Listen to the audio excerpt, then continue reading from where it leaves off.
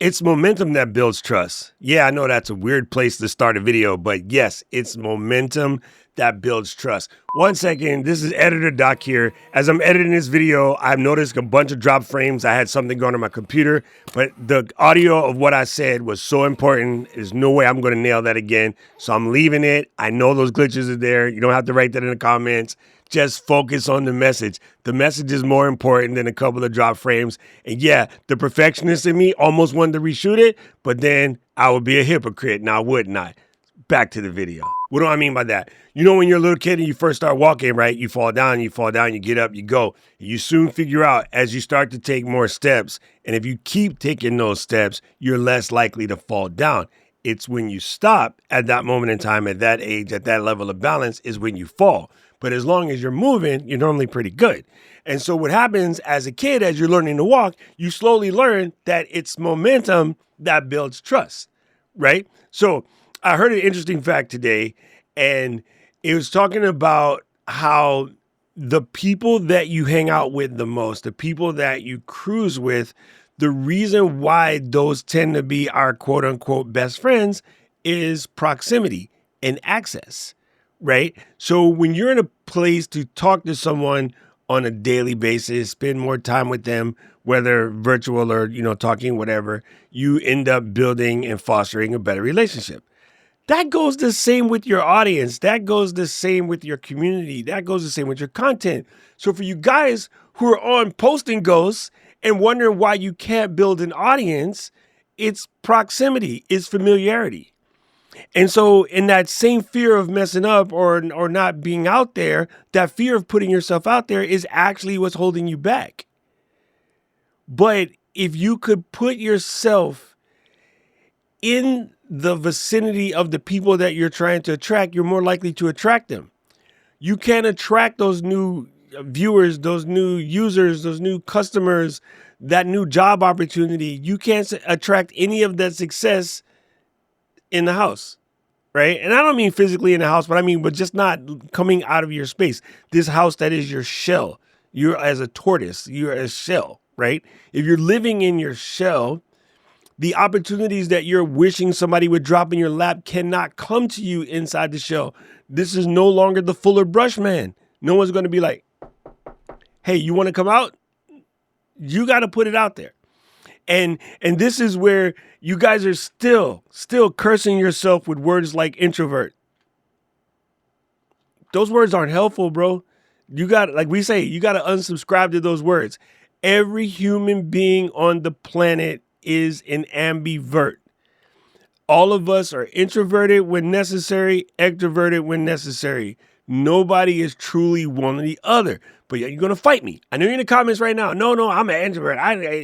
Fine. Win that battle. Win that battle and stay by yourself. That is not a battle worth fighting for. It just isn't. There are way better battles for you to win. Fighting for your ability to be a loner makes about as much sense as screen doors on the submarine. It really baffles me. Every time I hear some creator, I want to be a content creator, but I'm an introvert.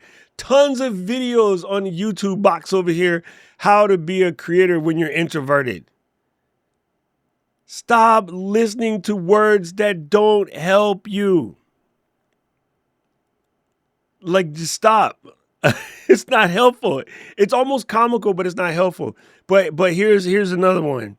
And I just want to show you how these little small minor shifts can make such a big difference.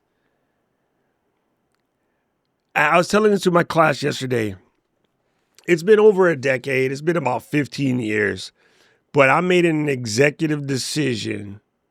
Okay, let me back the story up real quick. Sorry, I'm going to keep it short. When I was in the Army, we got up at bugle, right? We got up when you're supposed to get up. You popped out of bed, you went straight to work, you did your thing. And we even had a commercial. We get more done before 9 a.m. than most people, whatever, something of that nature. When I got out the Army, as a rebellion, I'm sleeping in. I became the 10 o'clock, 11 o'clock, 1 o'clock sleeper because I no longer had to get up at dark 30. And it was not quite 20 years, but close to it. About maybe 15, 16 years ago, I decided I need to go back up to Army wake-ups because sleeping the way I was a snooze button presser, I was good for 4 or 5 snoozes. And sometimes, as Luis and I figured out yesterday, sometimes that last one is like 3 hours later when, the job is calling you or you realize you're going to be late for a gig or something of that nature. I told myself I was going to stop doing this because I was, felt like I was letting people down. And I just decided I'm no longer be a snooze person. I know there's people right now in the comments that will fight me for being a snooze person. But you're not a snooze person. You choose to do that. Nobody is a snooze person. You know how we know? Back in the day, alarm clocks didn't even have a snooze button. That's just not quite modern, but semi-modern invention. So here's a challenge. I give you guys challenges all the time and you don't have to listen to me, but I'm just telling you, trust me on this one, try this one, and I'll tell you why at the end, so stick up.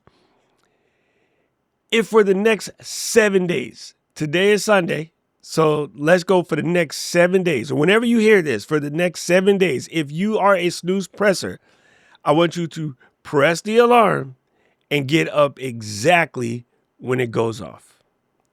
Do not press snooze for any reason. Get up exactly when it goes. If you could do that for 7 days in a row, I guarantee you those 7 days will be more productive than the days where you press the snooze button. There's science to prove this, but we're going to ignore science for a minute. Let's just think about pure reality. Pressing the snooze button is telling your brain, today is a day I will procrastinate. Snooze buttoning is procrastination. So when you set your day off with 4 or 5 procrastinate whatever activities, then you set the tone. Everything is about tone. Everything is about tone. Set the tone ahead of time by getting up when pop your butt out of bed. Put your feet on the ground, walk straight across the floor.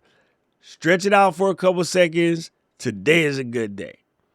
If you're like, well, I need those extra couple minutes of sleep, set the time for reality. Don't play games with your brain. If you're telling your brain you can't be trusted to wake up on time, then your brain would be like, well, you can't be trusted to do shit else, so why should I ask you? That's crazy, but just try it. Just try it and see what happens. You might be surprised. You might be greatly surprised. So yeah, stop psyching yourself out. Do this. Just try it and see what happens. Now, I don't know who needs to hear this, but if it was you, write that down in the comment section below. And I'm curious, what kind of crazy things do you say to yourself that you absolutely know better, but you just can't let them go? I want to know what they are. Let me know. I'm just curious. I'm a nosy person, so let me know. Right about now, the algorithm is going to show you another video they think you should watch, and I agree with them. I need to know everything, who and the what and the where, I need everything. Trust me, I hear what you're saying, but act like it's new what you're telling me. I'm curious, George, I hop in the Porsche, 5 and a horse, I'm ready for war, I'm coming for throats, to turn to a ghost, I need to know everything. Now you be surprised at the info you get is by letting them talk, so I'm letting them talk. Gotta keep quiet.